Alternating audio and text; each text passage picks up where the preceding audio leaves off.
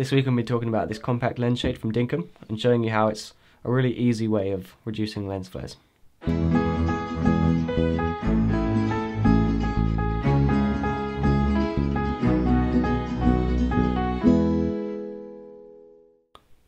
Hello, my name is Cade and this is DSLRguide.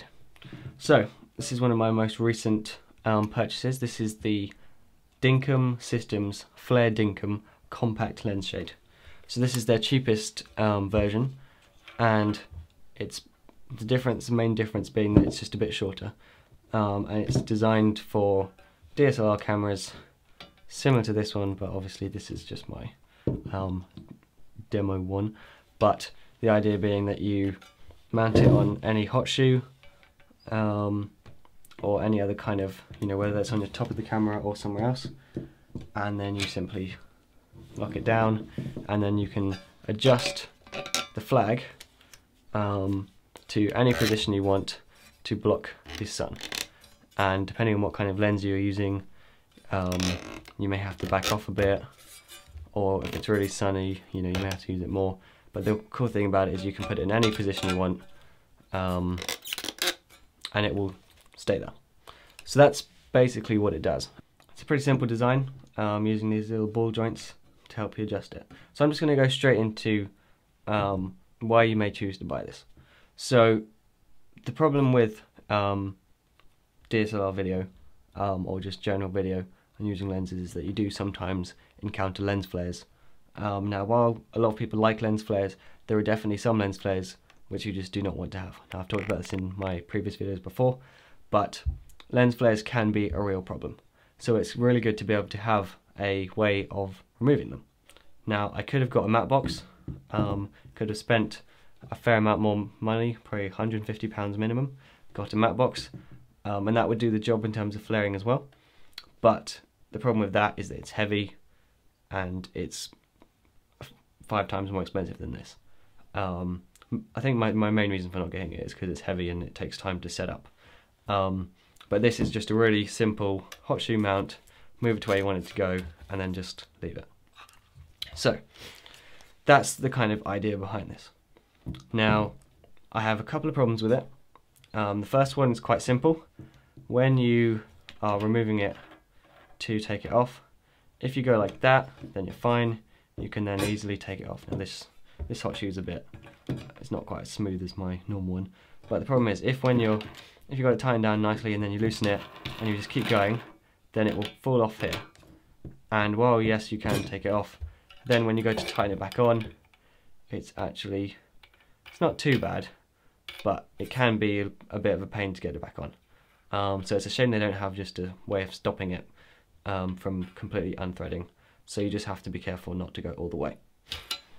But one feature I really do like is that you have the hot shoe, but you also have a 1/4 inch thread, which is really great. Basically means you can mount it, in theory, anywhere you wanted to. Really nice feature that. I hadn't heard about that before. Now, my other problem with it is that these links, while they are expandable, the ones that come with it in the compact version, so if you spend quite a bit more and get the longer versions, but the one I got, the cheapest one on there, that's designed for video use and in the pictures is shown using a 70-200.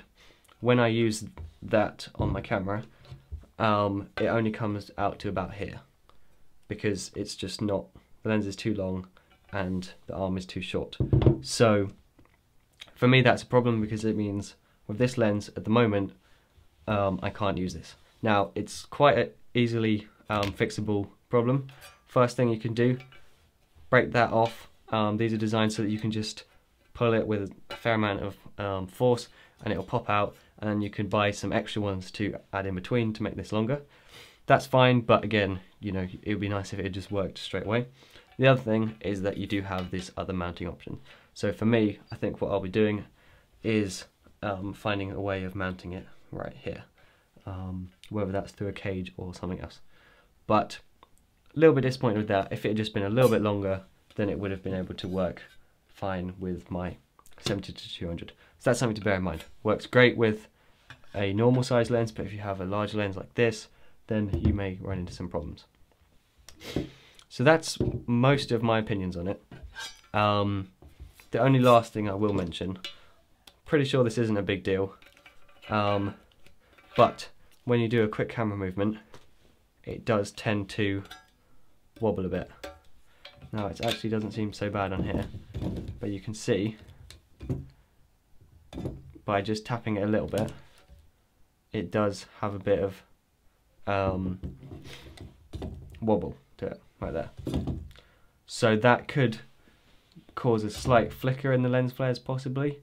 I can't say for sure, but that is just not exactly ideal. Now I do know for sure that it's silent, but when you're mounted on a tripod, if it's really windy, then it may cause it to wobble a bit, or if you do a really fast pan, then you may experience some problems with the wobble. Again, pretty sure this isn't a big issue, but I thought I'd just bring that up. So yeah, that's basically it. Pretty simple, mounts on top, and it works. You can adjust it all over the place. Works really well unless the lens is too long, but there are workarounds for that. So yeah, that's my quick review on the Dinkum lens shade. I'll see you next week.